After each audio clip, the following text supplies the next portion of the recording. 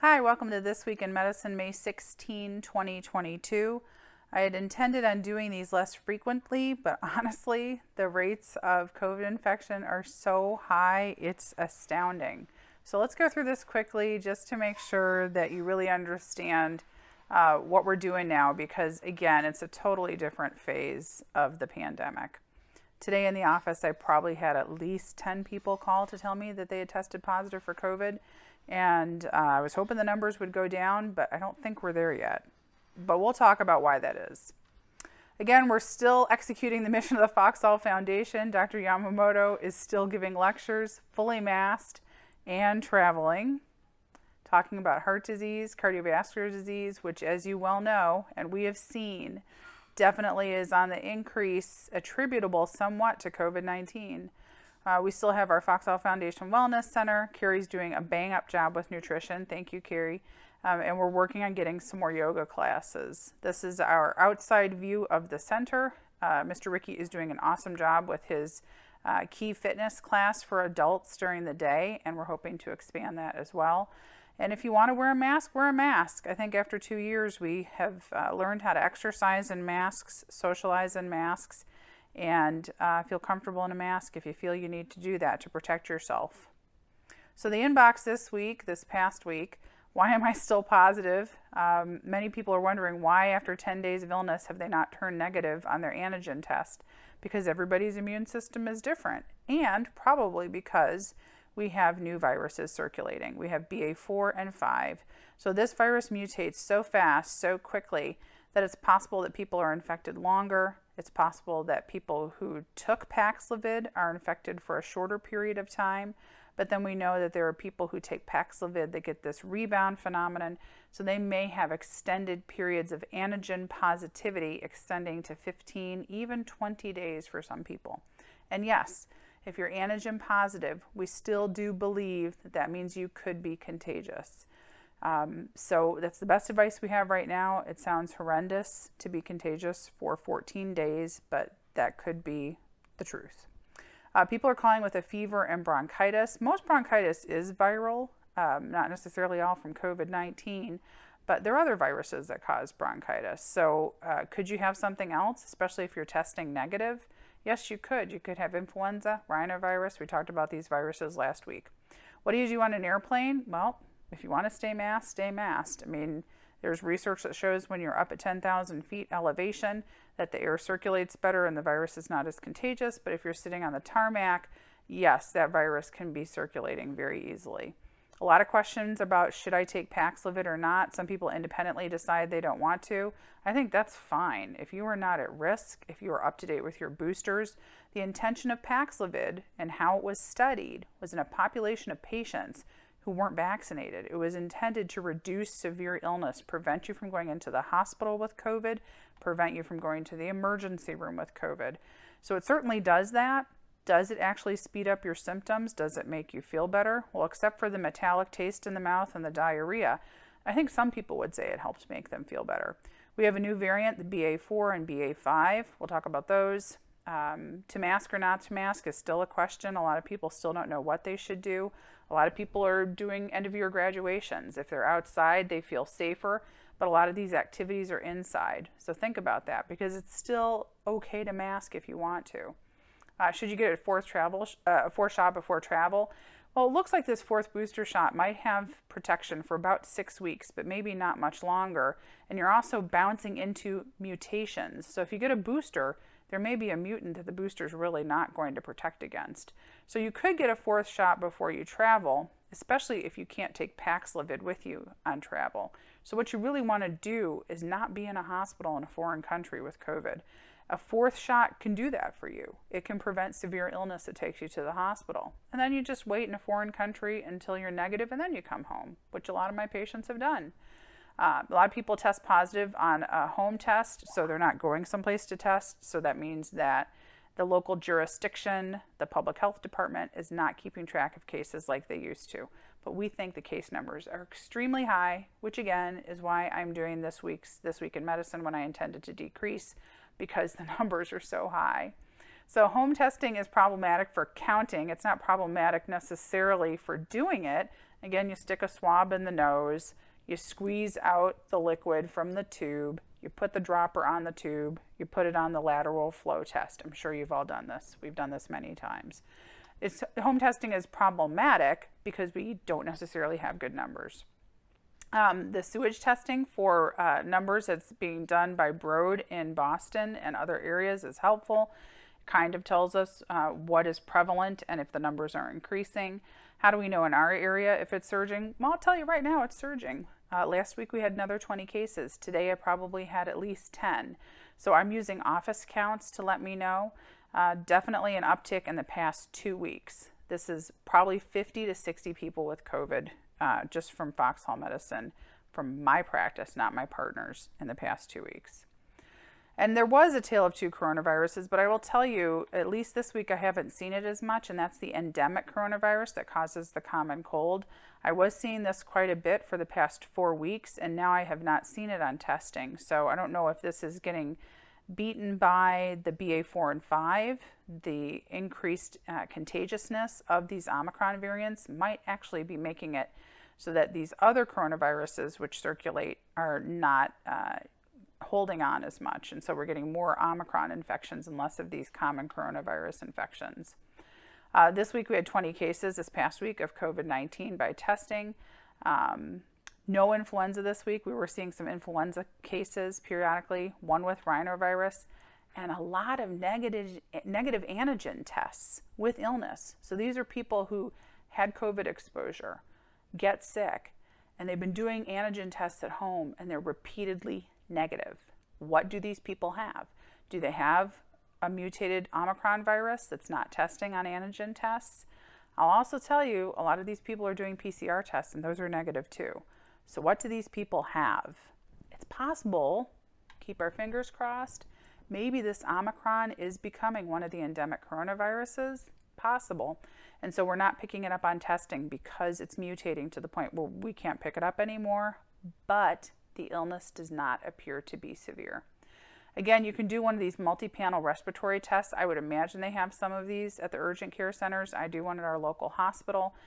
So far, it's been very helpful for eliminating COVID. And then if you're positive for coronavirus endemic, which is the common cold, it will turn that up as well. So last week, again, the numbers were identical to the week before. 20 people who had COVID, 12 we discussed Paxlovid, and they decided to take it to reduce the severity of their illness. 2 cases last week of Paxlovid Rebound, where patients had repeat positivity at days 10 through 15. 8 to 12 people had to hold their medications while on Paxlovid. Mostly this was statins. So if you're taking a statin, even though we have maybe 3 or 4 specific statins, if you're on a statin, I think it's just easier to go off of it for 5 days. Also, blood thinners, Xarelto and Eliquis should be held. One patient was on a reduced dose for their kidney function, so remember that. If somebody told you that you have reduced kidney function, you can take a decreased dose of Paxlovid. Consult your doctor. This would be 1 pill of ritonavir and 1 pill of the nirmatrelvir. So you would take 2 pills in the morning and 2 pills at night instead of 3 pills in the morning and 3 pills at night, and that's if you have reduced kidney function. Everyone who wanted to get Paxlovid could, but I think the private pharmacies might not have gotten a distribution from the federal government because I think it's hard for people to go to their private pharmacy, the non-CVS, non-Walgreens, to get this prescription. I have not been successful getting this prescription from the private pharmacies. So it's mostly been distributed through the major pharmacy chains throughout the country. You might want to update your travel plans. Again, people have sent me emails from abroad when they have COVID. There was an excellent article, and I'll try and pull it up for next week, about being a traveler. It was a traveler's experience. What do I wish I had brought with me? So she wishes she had brought enough antigen tests so that she could test herself and finally test negative when she was abroad. She wishes that she had thought ahead to think, what would I do and who do I contact if I do get COVID when I'm abroad? She was with a travel group, so she said that was extremely helpful. They processed her through all of the testing and found a place for her to stay while she had COVID. But you should give it some thought if you're going to be traveling. And is a booster really equivalent to the protection that you can get from Paxlovid? If you do a booster, it's supposed to reduce the severity of illness. and it'll do that for about 6 weeks. So they both reduce progression to severity. So if you got a booster and then you went abroad, is Paxlovid really going to incrementally protect you from severe illness? Maybe not. The booster may be good enough. No one has tested in patients who are boosted if Paxlovid further decreases the severity of illness. So it really may not be necessary for you to have Paxlovid if you get COVID in, let's say, Europe. You may be able to just wait it out. The problem is waiting it out in a foreign country, in a hotel room, by yourself, isolating. Could Paxlovid possibly get you to turn negative on antigen tests sooner? We don't know. It's worth a thought. So the Omicron cases are continuing to climb. We've got some new variants, the BA4 and 5, but the experts are saying maybe it's not even as severe an illness as the previous ones. The vaccine still works, and it is more contagious. Even BA4 and 5 are probably more contagious. So consider wearing a mask when you're traveling. Even though the judge said that these mask guidelines are not mandated, they're great guidelines. I mean, masks definitely work. It's a personal decision, but if you don't want to get infected and you want to travel, wear a mask. Also in the Northeast, we started indoor masking again, and in our area, jurisdictions are thinking of recommending masking, not mandating it, but recommending it. Again, personal decision. I think Paxlovid Rebound does exist. I think people can take this medication, feel better quickly within 5 to 7 days, and then have a dip in maybe day 10 to 15 and have their symptoms come back and they're retesting positive. So then to test negative again, it could take as long as 20 days. I think it's probably correct that it's about 10% of people. And I don't think it makes people seriously ill, and I don't think you need to get monoclonal antibodies if this happens to you. I think you just got unlucky. There's something about you or about the Paxlovid that made you unable to clear this virus entirely. Again, the infectious disease team leader at a major medical institution, whom I asked last week, said to wait it out. Don't retreat with another dose of Paxlovid. It's a minor recurrent or repeat illness, and I think he's right. And I'm sure data is being collected, but if you want to help Pfizer, report your Rebound Paxlovid experience on their website so they can track this. There are certain Paxlovid drug interactions, and then also there's dosing for kidney and liver disease. Test to treat is kind of difficult because remember, there are some over-the-counter medications that interact, like St. John's wort.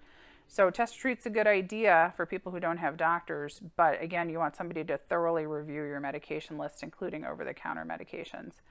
Tony's tip of the week, be aware of auto refill. Auto refill is the bane of our existence some days. Auto refill is common with CVS and Walgreens and very common with mail order. What happens is that your prescriptions get automatically refilled. The mail order company or CVS and Walgreens notify us, the office, that you are due for a refill and will request that refill. However, if your dose of medication was just changed at your appointment, they don't know that. And they're asking for a 5 milligram dose when in fact you've been increased to 20. If those old refill doses are not canceled, they go on auto refill. And before you know it, you may have many doses of the same medication and not know which one you're supposed to be taking. So ask to have your old refills canceled or cancel them yourself if you have that ability on the website. And again, we'll be working on a med card that should help you. Some people keep their medications on their cell phone, which is also extremely helpful because then you can update that more easily. So fast pitch, the timing of the booster is an individual decision. Again, it may involve travel. It may involve how the virus mutates. It is mutating. There is promise for a Moderna Omicron booster that hopefully will be available in the fall. We are in a COVID surge right now. That's why I did another talk this week because the numbers are impressive. 20 people again last week who called me. I just had somebody notify me today by email that he didn't call me, but he was able to get through his COVID illness no problem, which was great. So the numbers are up today. About 10 patients let me know. So 10 patients in one day, and last week I had 20. 10 patients in one day means that we are definitely surging. Because of all this home testing, it makes public health alerts difficult and it makes monitoring difficult. So it's very hard to know, but trust me, there's a lot of illness right now. Masks can prevent infection, but a booster may not. So I had a patient tell me today she enjoyed greatly her child's graduation from college. She had a super time. It was wonderful. She wouldn't trade it for the world. And she participated in graduation activities, and today she has COVID. But again, she wouldn't trade this weekend for the world. It was wonderful. She has a cold, and thank goodness we've come to the point in 2 short years where we went from a lethal, deadly illness to something that's acting more like a common cold. So 2 years is very fast in terms of medical science, and we should be very grateful to all the experts who worked on this and for coming together as a community locally and as a country to embrace medical science and get to this point today. If you have any questions or suggestions, of course, let us know, and we'd like you to subscribe. So click here to subscribe, and thank you for your attention today. Appreciate it very much.